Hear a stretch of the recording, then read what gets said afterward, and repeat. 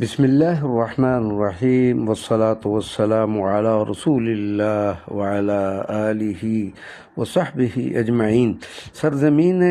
عراق کے تاریخی و عظیم شہر مقدس نجف اشرف، جس کے بارے میں اقبال لاہوری نے فرمایا تھا،